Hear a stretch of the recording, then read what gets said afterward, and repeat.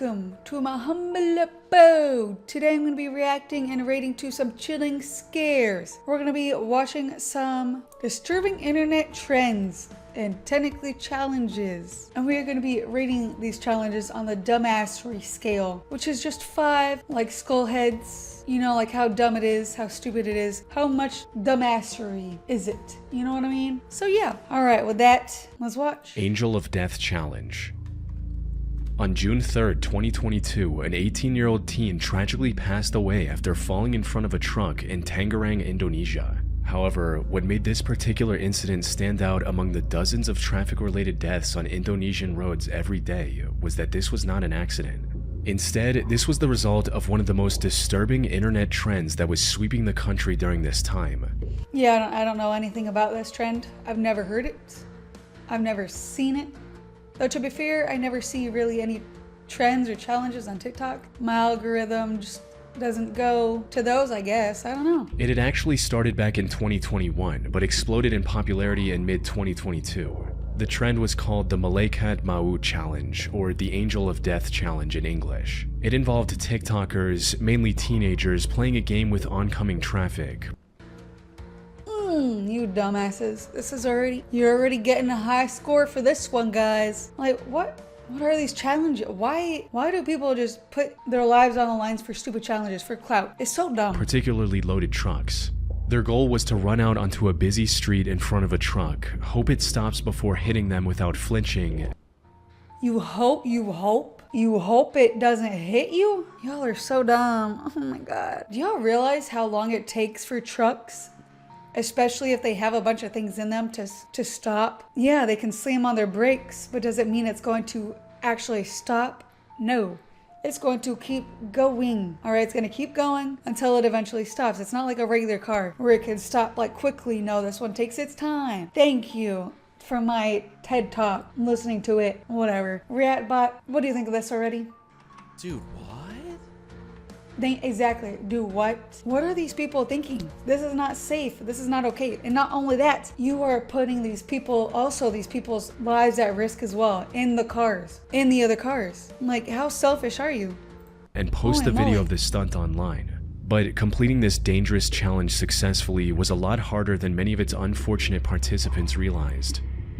Because they're dumb. They don't think about it. They think about the next trend. Oh, I want some clout. And then they do it without even giving like a minute second to think about it. Them jumped onto the road as the truck got extremely close, giving the driver virtually no time to notice them and apply the brakes. But even when drivers had enough time to see the kids performing these stunts, they still couldn't slow down in time to prevent tragedy. Trucks usually carry heavy cargo, and that weight doesn't stop on a dime. The heavier the load, the longer the braking distance, sometimes stretching dozens of meters even after the brakes are fully pressed. Thank you. That's exactly what I said. I mean, look at how much difference there is between a regular car and a truck in the stopping distance. Like, you are literally playing with your life and others, and neither of those are cool things to do. I'm just saying. So by the time the drivers reacted, it was already too late. Not to mention the fact that this trend was also putting the truck drivers at risk, both physically and psychologically. Yeah. For one of these cases, involving a 14-year-old participating in this challenge, the driver fled the scene, likely out of fear of facing— No, oh god. I mean, it wasn't your fault. I know who the teen was. He, she, doesn't matter. They ran out in front of you. All you had to do was sit there and tell your story. Don't flee the scene. That makes you look guilty. That's the word that I was trying to look for. Oh my god. Even though you weren't, but it does make you look guilty. And the kids who are filming it can be like, oh yeah. Or the kids who were there can be like, yeah, you know what? He ran over our friend. And then how are you going to back that up because you fucking ran away? Never run away. Criminal charges. If he had instead stopped and cooperated, the footage of the teenager's friends captured for TikTok would have proven his innocence. But by running away, he turned himself into a hit-and-run suspect, potentially jeopardizing his job and even his freedom depending on the charges he received. Following the incident in Tangerang, Indonesian police acted quickly to prevent further tragedies. They managed to stop 14 more kids from attempting the same dangerous stunt that very day and continued to monitor the city over the upcoming months. However, the attempts in Tangerang, Indonesia were only a small part of the global trend that cost several lives and left many others with life-altering injuries over the next year. God, like, I don't Ugh, I don't understand why these people would do this, even for clout. That's like not even, this isn't even real. It's like, I mean, I just don't understand how selfish these people can be. God. Thankfully, TikTok eventually stepped in and removed all content related to the Angel of Death challenge. I mean, that's and good. since social media That validation was the main reason participants took part in this dangerous trend, the platform's ban caused it to gradually fade into obscurity. Alright, so for the Angel of Death trend, what do we give it on a dumbassery scale? 1 through 5 skulls. Let's see.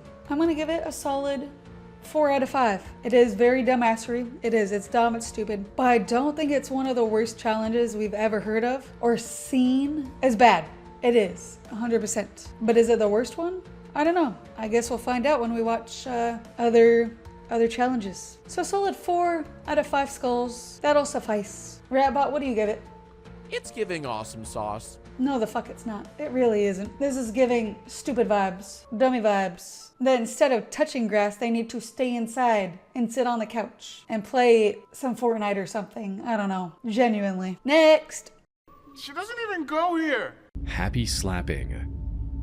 On the 21st of January 2005, the Tez magazine in the UK reported on a new trend spreading rapidly across the country, something they referred to as happy slapping. Contrary to its name, however, the trend was anything but happy. In essence, it involved people, often young adults or teenagers, going up to a random person, slapping them, recording their shocked reaction, and then sharing that video with others.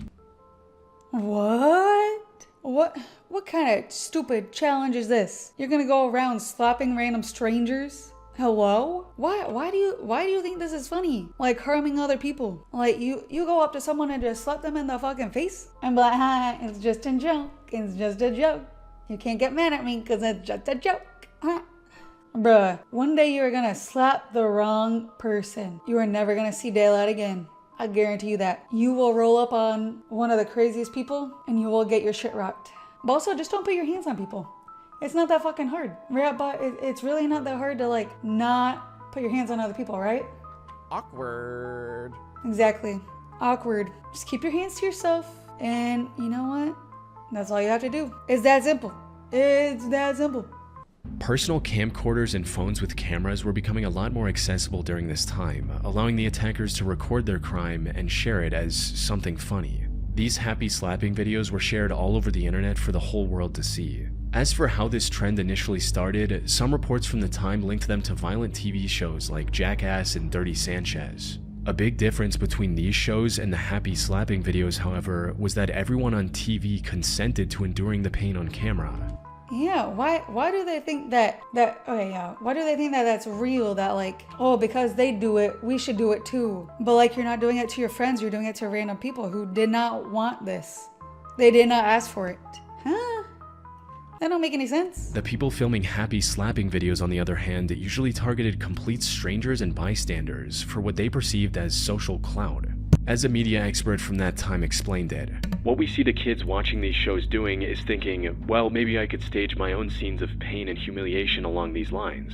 Then with happy slapping, people are drawn in as random victims rather than the kind of voluntary performances we get in the shows that are being copied. I think happy slapping has become a shortcut in the eyes of the slappers to fame and notoriety among the people who see the images circulated on the web or sent to them via their mobile phones. Yeah. I mean, unfortunately for these kind of people, it's just all about trying to make it big. They're 5 seconds of fame. That's all they want. They don't care about anyone else's feelings or physical injuries. You know, it's just sad the times we live in, man. It really is. It really is. And while that was already bad enough on its own, things quickly took an even darker turn. As time went on, the recordings became increasingly violent, likely in an effort to outdo one another and stand out in the sea of dozens, if not hundreds of similar videos. Things went from humiliating but physically harmless slaps to coordinated attacks resulting in permanent injuries. One of the worst cases of this happened on August 31st, 2009 in South London. A 67-year-old retired care worker named Ekram Haq left the mosque on Church Lane in Tooting, England after the evening prayer, where he was then approached by two boys, 15-year-old Hamza Lazai and 16-year-old Leon Elcock, wanting to make a happy slapping video. Things quickly spiraled out of control as neither of them held back, resulting in Ekram passing away a week later from a severe head injury he received during the incident. How hard hard do you have to hit someone, slap them for them to die of those injuries? That has to be like, at that point they weren't even slapping, they were punching, right? You would have had to like, boom, use your entire force of your fist, not just your hand, but your fist. I don't understand. Why did they think that was cool? Why did they think that was funny? Especially when they killed him. They are now murderers for the rest of their lives. Fucking stupid. The two were eventually identified and arrested after police reviewed CCTV footage from a nearby camera. Both pled guilty to manslaughter, with Leon receiving a 4.5-year sentence and Hamza sentenced to 3.5 years in prison. No. 3 years and 4 years, that's it? For murdering someone? Y'all are tripping over there, I swear. They should be in prison for life. You kill someone, you're in prison for life. Unless it's in self-defense, which this was clearly not, then they should be in prison for life. They got a slap on the wrist with that one. They really did. That's so disgusting. The happy slapping trend as a whole eventually faded away after the UK and the surrounding countries started treating it as a significant threat to public safety, with France even criminalizing it and giving it a punishment of up to 5 years in prison. I mean, you know what? At least they're doing something, right? At least they're doing something to try and like keep these stupid challenges away.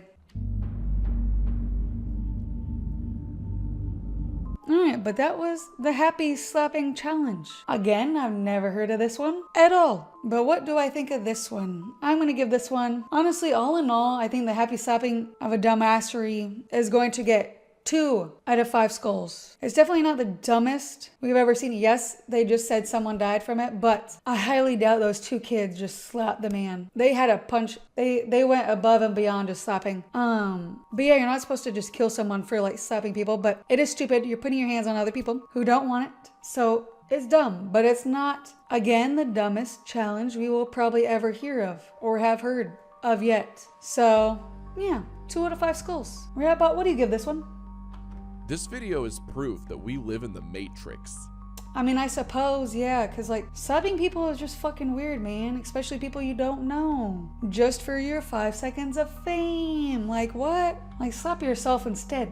Slap yourself silly. No one's gonna care. Alright? Just don't slap others. Weirdos. Alright, well those were 2 disturbing internet challenges. What do you all think of these 2 challenges? And how would you rate them on my dumbassery scale?